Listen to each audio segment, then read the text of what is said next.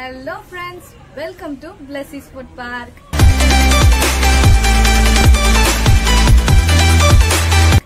இன்னைக்கு நம்ம சேனல்ல ஒரு இன்ட்ரஸ்டிங்கான ரெசிபி பார்க்க போறோம். அது எப்படி செய்யறது, அதுக்கு என்னென்ன பொருட்கள் தேவைன்னு பார்க்கிறதுக்கு முன்னாடி நம்ம சேனலை யாராவது சப்ஸ்கிரைப் பண்ணாம இருந்தீங்கன்னா மறக்காம சப்ஸ்கிரைப் பண்ணிக்கோங்க. அப்படியே பக்கத்துல இருக்க பெல் ஐகானையும் கிளிக் பண்ணிக்கோங்க. அப்பதான் நம்ம சேனலோட நெக்ஸ்ட் அப்டேட்ஸ் உங்களுக்கு நோட்டிபிகேஷனா வரும். வாங்க இப்ப வீடியோக்குள்ள போகலாம்.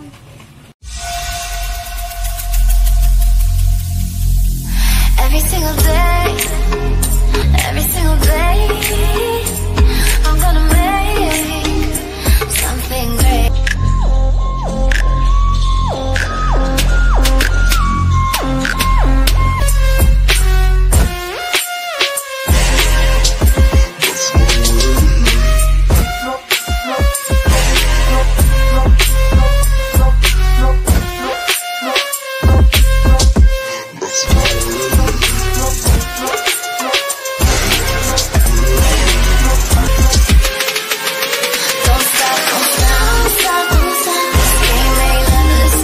ஓகே ஃப்ரெண்ட்ஸ், இன்றைக்கான எபிசோடில் நம்ம பார்க்க போகிறதான ரெசிபி பார்த்திங்கன்னா ஒரு லெஃப்ட் ஓவர் சப்பாத்தி ரெசிபி தான். இந்த சப்பாத்தி வச்சு நம்ம இப்போ ஃப்ராங்கி எப்படி செய்கிறது அப்படின்றது தான் நான் உங்களுக்கு இந்த எபிசோடில் சொல்ல போகிறேன். இன்றைக்கி நான் வெஜ் ஃப்ராங்கி எப்படி செய்கிறது அப்படின்றது தான் உங்களுக்கு சொல்லித்தர போகிறேன். இதில் நான்வெஜ்ஜும் செய்யலாம், ரொம்பவே நல்லாயிருக்கும். நான் நெக்ஸ்ட் வீடியோவாக நான்வெஜ் வச்சு உங்களுக்கு போஸ்ட் பண்ணுறேன். இப்போ இதுக்கு தேவையான இன்க்ரீடியன்ட்ஸ் என்னென்னு பார்த்துடலாம் வாங்க. வெஜிடபிள்ஸ் பார்த்திங்கன்னா நான் கோஸ் எடுத்திருக்கேன், அப்புறம் கேரட், வெங்காயம், பீன்ஸ் எடுத்திருக்கேன். மசாலா பார்த்திங்கன்னா மஞ்சள் தூள், மிளகுத்தூள், கரம் மசாலா, மிளகாய்த்தூள், உப்பு எடுத்திருக்கேன். முதல்ல அடுப்பு பற்ற வச்சு ஒரு பாத்திரம் வச்சுக்கோங்க. பாத்திரம் நல்லா ஹீட் ஆனதும் ஆயில் சேர்த்துக்கோங்க. ஆயில் லேசாக ஹீட் ஆகட்டும். ஹீட் ஆனதும் அதில் வெங்காயம், பீன்ஸ், கேரட், கோஸ் சேர்த்துக்கலாம். இதில் நான் எடுத்திருக்க இந்த 3 வெஜிடபிள்ஸ் தான் சேர்க்கணுமா அப்படின்னு பார்த்தீங்கன்னா கண்டிப்பாக கிடையாது. உங்களுக்கு பிடிச்ச எந்த வெஜிடபிள்ஸாக இருந்தாலும் நீங்கள் அதை இதில் சேர்த்துக்கலாம். நான் இன்றைக்கி பீன்ஸ், கோஸ், கேரட் மட்டும் இல்லாமல் காலிஃப்ளவரும் பொட்டேட்டோவும் எடுத்திருக்கேன். அதை இதில் டைரெக்டாக சேர்க்காமல் அதை வேறு மாதிரி கொஞ்சம் டிஃப்ரெண்ட்டாக செஞ்சு சேர்க்கலாம் அப்படின்னு சொல்லிட்டு நான் ஒரு ஐடியா வச்சுருக்கேன். அதை நம்ம பின்னால் பார்ப்போம். இப்போ பார்த்திங்கன்னா இதில் மசாலா சேர்த்துடலாம். பெப்பர், கரம் மசாலா, மிளகாய்த்தூள், மஞ்சள் தூள்,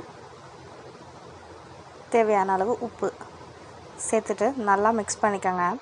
இதோட மெயின் இன்க்ரீடியண்ட்டாக நான் எடுத்துருக்கிறது இந்த ஒரு வாட்டர் தான். இது வேறு ஒன்றும் இல்லை. இதில் நான் சில்லியும் வினிகரும் சால்ட்டும் சேர்த்து நல்லா ஊற வச்சுருக்கேன்.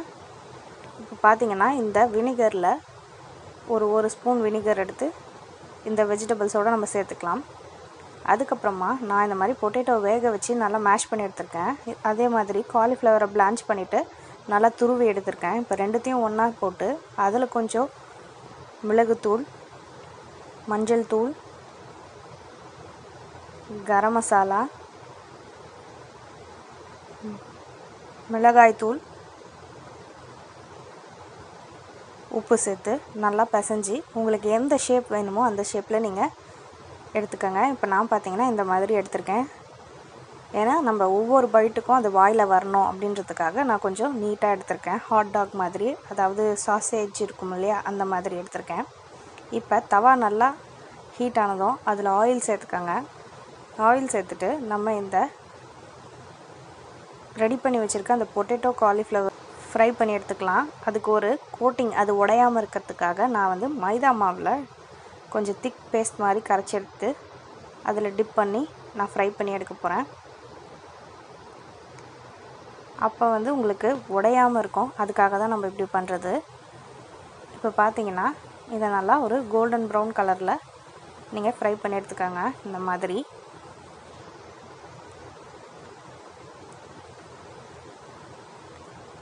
இப்போ நம்ம மசாலா பார்த்திங்கன்னா உப்பு, மிளகாய்த்தூள், கரம் மசாலா, மஞ்சள் தூள், மிளகுத்தூள் இதெல்லாம் ஒன்றா மிக்ஸ் பண்ணி எடுத்துட்டேன்.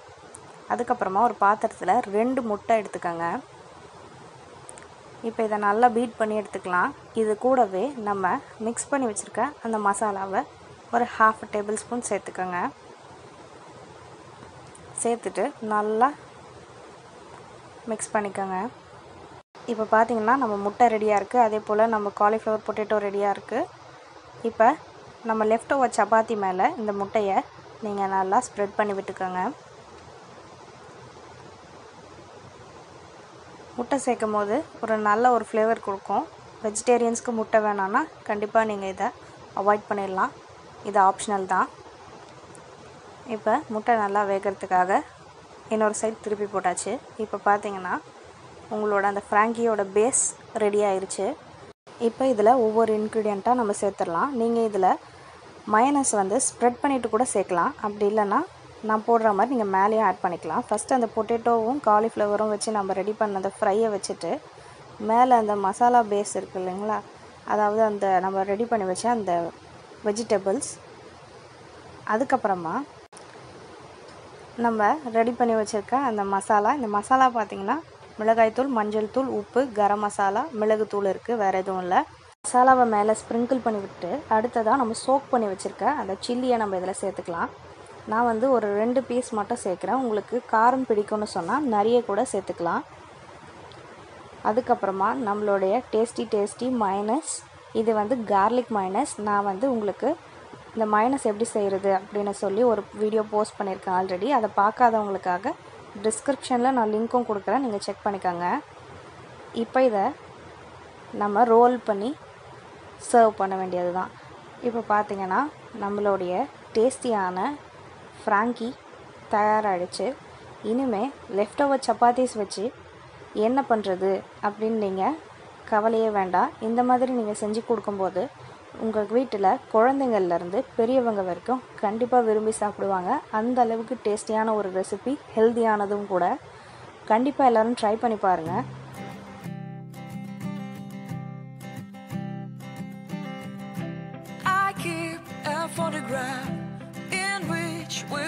ஓகே ஃப்ரெண்ட்ஸ், ஆன எபிசோட் உங்களுக்கு கண்டிப்பாக பிடிச்சிருக்கும்னு நான் நம்புறேன். ஸோ லைக் பண்ணுங்கள், கமெண்ட் பண்ணுங்கள், ஷேர் பண்ணுங்கள். அப்படியே மறக்காமல் பக்கத்தில் இருக்க சப்ஸ்கிரைப் பண்ணுங்க, ப்ரெஸ் பண்ணிடுங்க. தேங்க்ஸ் ஃபார் வாட்சிங். See you in the next video. Bye bye.